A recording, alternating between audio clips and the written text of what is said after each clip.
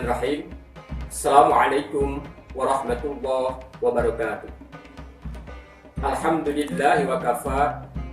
Wassalatu wassalamu ala nabiyyil mustafa wa ala alihi wa sahbihi ahli syidqi wal wafa. Amma ba'd. Hadirin hadirat, ibu bapak, ikhwatu iman rahimakumullah.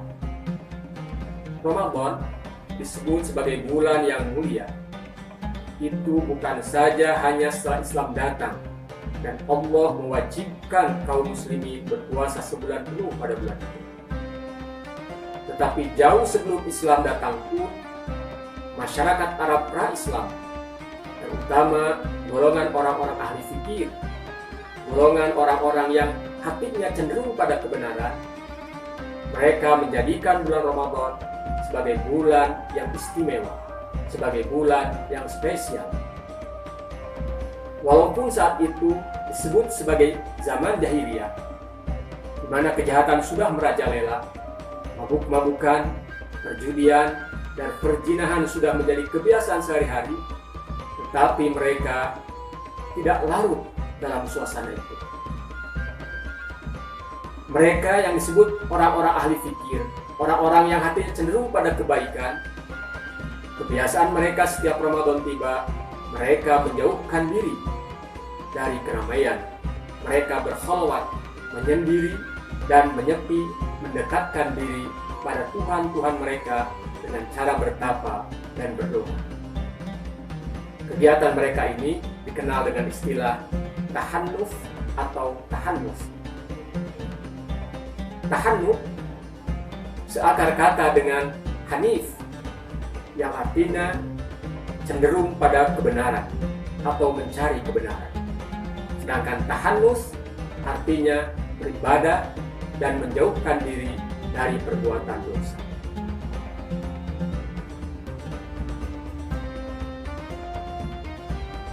Muhammad Buddha yang saat itu sudah digelari Al-Amin, sebelum diangkat menjadi Rasul, dia termasuk orang-orang yang rajin melakukan tahannuf dan tahannus setiap bulan Ramadan tiba.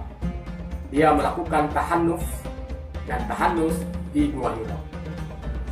Di dalam kitab Hayatul Muhammad, karangan Muhammad Husin Haikal, disebutkan bahwa Muhammad melakukan beberapa kali tahannuf atau tahannus setiap bulan Ramadan tiba, sampai akhirnya dia menerima wahyu surat Al-Alaq atau Iqra ayat 1 sampai ayat 5 di Gua Hira. Hadirin kaum muslimin rahimakumullah. Setelah Nabi Muhammad SAW diangkat menjadi Rasul dengan menerima wahyu, menerima Al-Quran dari Allah Subhanahu wa Ta'ala, setiap bulan Ramadan tiba, dia tidak lagi melakukan khalwat, dia tidak lagi menyendiri, bertahannuh mencari kebenaran di Gua Hira. Mengapa? Karena kebenaran yang dia cari sudah didapat, yaitu berupa wahyu Al-Quran yang diturunkan Allah melalui perantara malaikat. Terus apa yang dilakukan oleh Nabi Muhammad setiap bulan Ramadan tiba?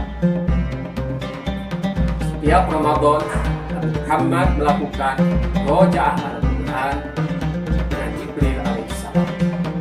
Karena itu, kita umat Islam sekarang ini, setiap bulan Ramadan tiba, kita tidak perlu lagi menyendiri. Kita tidak perlu lagi bertahannuh mencari kebenaran, karena kebenaran yang hakiki sudah ada, yaitu Al-Quran. Dzalikal kitabu la raiba fihi hudal lil muttaqin. Kitab yang tidak lagi keraguan di dalamnya, petunjuk bagi orang-orang yang bertakwa. Bahkan di ayat lain disebutkan lebih umum, yaitu hudal linnas, petunjuk bagi seluruh umat manusia. Karena itulah bulan Ramadan ini waktu yang tepat bagi kita kaum muslimin untuk tadarus Al-Quran. Tadarus artinya mempelajari, mengkaji. Jadi tadarus Al-Quran bukan hanya qiraat atau membaca Al-Quran, tapi lebih dari itu, yaitu mempelajari Mudah-mudahan dengan kita melakukan tadarus Al-Quran di bulan Ramadan, bukan hanya kita memuliakan Ramadan sebagai bulan diturunkan Al-Quran, tapi yang lebih penting ialah kita menjadi mulia karena Al-Quran, karena kita menjadi salah satu golongan yang dirindukan oleh Al-Quran, yaitu tahu.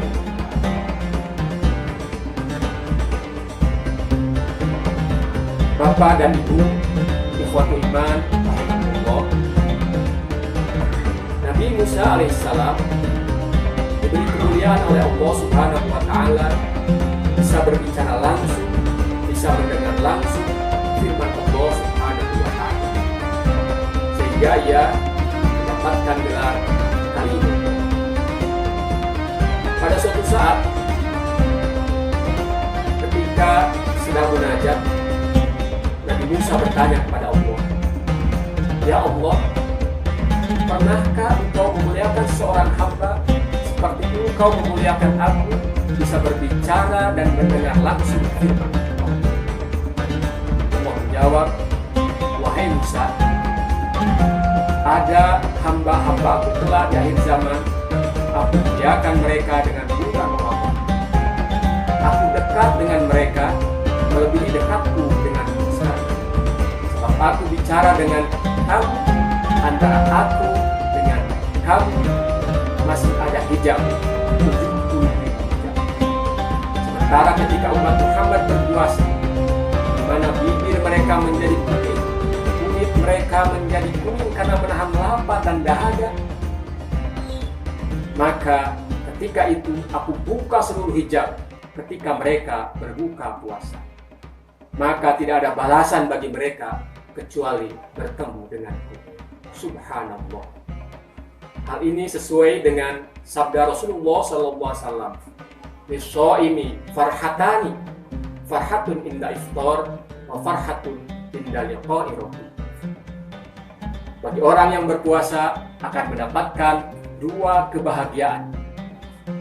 Kebahagiaan pertama yaitu saat iftar, saat berbuka puasa. Saat maghrib tiba, saat kita berbuka puasa, dan insya Allah sebentar lagi, saat itu adalah saatnya kita sedang dekat-dekatnya kepada Allah, karena Allah membuka hijab. Jangan lewatkan kesempatan yang berbahagia dan berharga ini dengan hanya makan dan minum membatalkan puasa kita. Tetapi panjatkan saat itu doa-doa kita kepada Allah. Itu adalah saat mustajab doa. Oleh karena itu, saat berbuka puasa nanti, sebaiknya kita sudah berada dalam keadaan suci, sudah berwudu, sudah berpakaian suci, dan badan kita pun suci dari najis dan hadas. Sehingga ketika kita berdoa saat itu, kita berada dalam keadaan suci dan usahakan berdoa menghadap kiblat.